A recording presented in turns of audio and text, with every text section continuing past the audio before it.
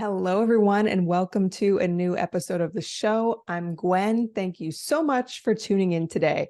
This podcast is all about creating an awesome life because my name is Gwen Aussem, and when gifted the last name Aussem, we must cultivate the awesome lifestyle. So today's episode is all about how to start teaching online. Now, let me start today with a confession, a deeply embarrassing, shocking confession that quite honestly rocked me to my core. So I know I've been on social media and on the internet a little bit too much lately. I've been consuming content versus creating content. And I got a little curious. I thought to myself, how much am I on my phone every day? I go to look at my screen time. And when I tell you, it said 9 hours and 57 minutes a day, I almost threw my phone into a pit of magma. I was disgusted with myself. To be fair, one of those days I was trapped inside my room because our water heater was getting replaced and I was too afraid to go outside of the room. But overall, I looked back week over week and it was like 7 hours, 8 hours, 9 hours. And because I don't have a regular lifestyle, a regular sleep schedule, because I have a newborn baby, I've been keeping my phone on for hours at night while I go to sleep. I just always have it beside me. I always have it playing a YouTube video in the background. So I have my phone on all the time. And it's actually not something that I want to do. So I definitely put some barriers or trying to convince myself to only be on certain apps a couple hours a day. That's a new experiment. We'll check in on that. But the reason I bring that up is because so many of us are in that consume but not create mindset when it comes to the internet. And when I tell you it is fun to create what I'm doing right now, it's a blast. What's also fun is I'm filming this at night. So it's kind of like it's different, a night episode, filming at 9 p.m. So I actually read a stat that only 1% of internet users create content, while 99% are just consumers of that content. I am recording this today because going from somebody who was in that 99% of consumers to switching up and being a creator as well, it can truly transform your life. It can help open the door to new opportunities for work, to make money, to meet new people. Whatever you want is possible when you are putting yourself out there versus hiding. That's what I really want to talk about today. So whether you're in the shame spiral of I'm on the internet too long and I need to recalibrate and be a creator, or you're somebody that creates and maybe want to hear my take on how do you keep going with that, I have 10 tips I've put together for absolute beginner mode of how to create content. Let's get right into it. The first way I recommend you start creating and teaching online is having the mindset of your sharing versus teaching. Let me explain. Sometimes when you think of, oh, I'm going to teach online, I'm going to be a course creator, an online educator, it feels kind of like being in high school and being that teacher in front of the class where everyone's just got their eyes on you. When you put the mindset on of, I'm just sharing what works for me, it's almost like you're just passing a note during class, like, hey, this really worked for me. And that feels fun. That feels a little rebellious versus I have all the answers and I'm the oracle and I can't get anything wrong. Kind of pretend in your mind that you're somebody who just figured some great stuff out and you want to share versus stepping on a pedestal and I'm teaching and I have all the answers. Number 2, what medium energizes you? It is no fun to teach when you are forcing yourself to go on camera if you feel totally off doing that or it drains your energy. It's really an opportunity for you to experiment. I don't know. I've been experimenting for many years, and I know that I get energy from filming long form content in the form of podcasts. This is my 3rd podcast I've created. I also know that recording stuff on camera makes me feel good. It doesn't pull my energy. So when you are creating your content, really, really give yourself the opportunity to experiment. Do you like text? Do you like video? Do you like podcasting? Do you like short form videos? Do you have a sense of humor? Maybe you should be on TikTok. Are you more serious and want to teach and want to be on LinkedIn and talk about careers? Really just ask yourself what feels like the lowest hanging fruit of helping you get started with the medium. Number 3, what do you actually want to say? Yikes. Sometimes when we approach the idea of teaching online, we think we have to have a very clear message or mission when you're first starting out. It's interesting because you can actually get clear on what you want to teach by actually putting content out there, seeing who is engaging, who is offering feedback, what kind of people you're attracting with what you're teaching. So working on honing your message is actually easier sometimes when you're posting. So clarity can come from action. But it is good to have a couple of themes, some pillars that you want to teach on. And these can evolve over time. But something I always want to have a pillar of sharing, inspiring, uplifting content. I love to teach about online courses. And now I have a whole family life that I'm really excited to talk about. And also just shining the light on other teachers and creators. That's also something I'd love to do with the podcast or sharing on Instagram, which is now my new favorite thing, or email. The next way that I recommend you start teaching online is kind of a pre-step, but it's so good. And that is clearing clutter with your online presence. That could be your own presence. So you say your own Instagram page, archiving posts that no longer align with you, or it could be kind of clearing out the noise and the clutter of other people.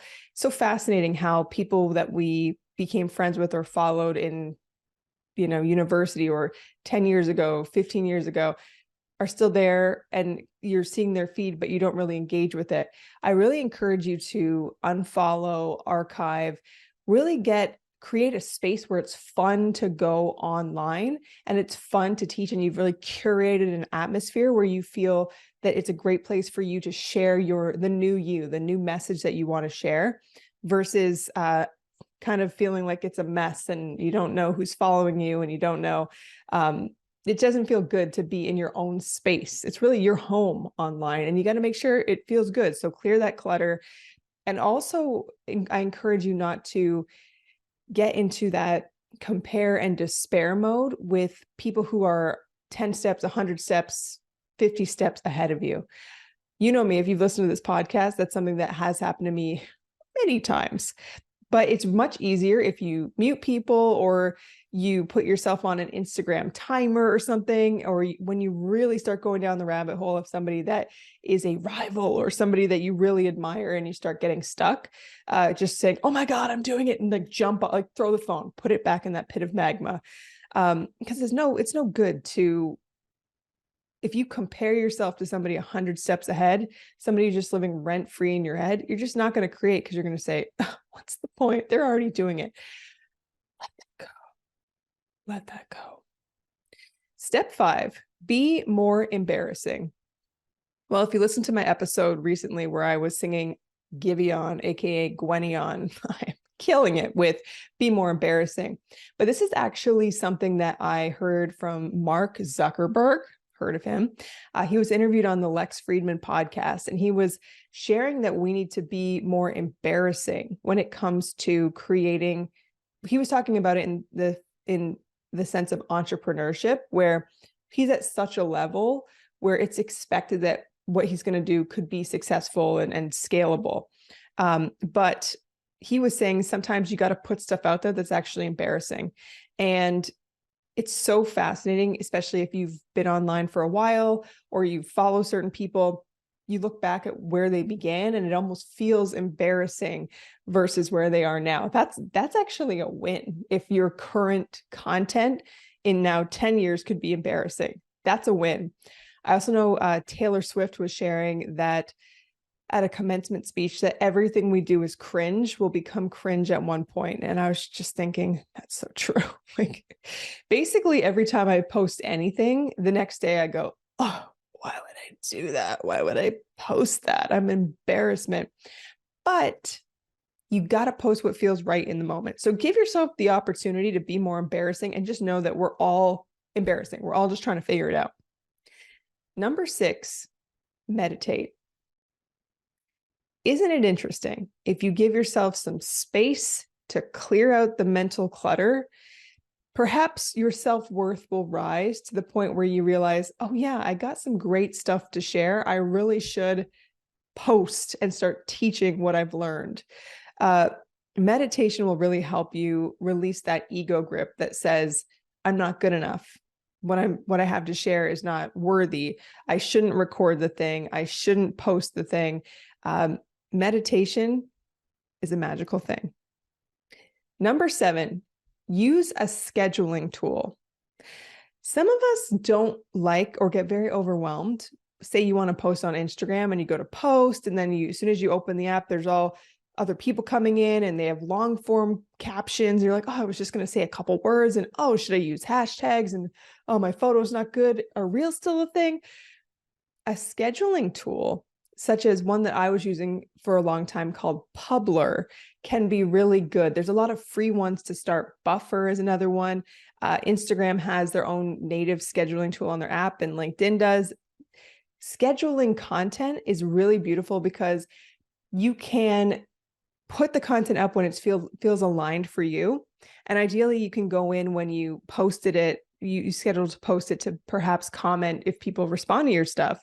But a scheduling tool can really help you get stuff going without feeling like, oh, I got to log in again. Number 8 is start micro. So create a schedule that works for you and commit to when it works for you to post. All the great creators say consistency is key. What I say is, of course, and because think of it like this, your success, our success, is like a pot of water boiling on a stove. You want to keep turning it up. Now, here's the thing. It's still going to stay warm if it doesn't continually go up, but you want to keep learning how to turn it up and get the heat a little bit higher. And that requires a bit of experimentation. So what I mean is that you don't necessarily have to say, okay, I have to post on Instagram every single day. If you're just starting out and if you're in absolute beginner mode, even once a week, learn and then find ways to turn it up. Turning it up could be, okay, this content's not really working. No one's seeing it. Try a different time. This kind of photo doesn't really work. Maybe it's time to use a video. And if you don't want to be in the video, maybe it's some B-roll kind of footage with text over top of it. Just experiment till you start to gain some traction. But starting micro and just creating a schedule that works for you is a beautiful thing to help you just get going. Number 9 is post in curated communities. Sometimes it's really scary to post on the wild, wild west of the internet. You never know who's going to see it. Family members could see it when you're like, oh, I don't want them to see the real me, or friends from high school or different people that trigger you in your industry, or ex-boyfriend, girlfriend people. There's just anyone can see it. But if you're a member of different communities, it's a great way to essentially work out your posting muscle. So I'm in a community called the Support System, which is like a life, what would I call it? It's an inspirational space where there's interviews. It's a Mighty Networks community. So you can post photos, videos, interact with people on Zoom. It's created by Sherry Salata. You've heard me. Sherry's been on the show. I'm sure if you follow me for a while, I talk about Sherry. And I also was a member of Grow Class, an online marketing community, for quite some time, which I paused for baby, but she will be back, where you can post and it's just like-minded people. And there's a culture where you can understand, there's usually rules in these communities where you have to be kind and you have to be encouraging, and you can't post stuff that is, you can't really get too harsh of criticism in some of these communities. So if there's any communities that you're a member of, maybe it's a Facebook group, maybe it's a paid community, find a way to just start posting in these communities and start getting known there. Then build your confidence to go post in the Wild West of the internet. And number 10 is get paid to teach. There is a great incentive of putting yourself out there when you have been paid to teach.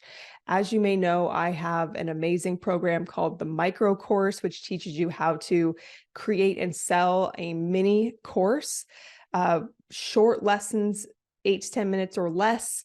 My course has 6 modules, but by creating that course and really wanting to launch that course and putting out a paid offer, it really encouraged me to put myself out there for free and start teaching micro lessons on LinkedIn, Twitter, Instagram, my top 3 places, and my email list, to encourage people to join my program.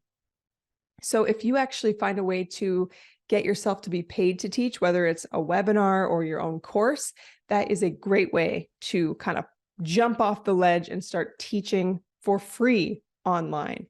Of course, if you want to learn how to make your own micro course, check the link in the notes below on joining my micro course program, because I would love to have you. I'd love to teach you how to do it. So that comes to the end of my how to start teaching online training, everybody, training podcast. And I really hope that you at least choose 1 or 2 and encourage yourself to get out there and post online. Remember, only 1% of internet users are creating content, 99% are consuming. It's time for you to join the 1%. This is the easiest way to join the 1%. So thank you so much for listening to the end. And if you want to continue to stay in my world, I would love for you to join my email list or follow me on social media. And if you like this episode, rate it and leave a review. That would be phenomenal. So thank you so much again for listening. And I hope you have an absolutely awesome day, night, or morning, wherever you are in the world.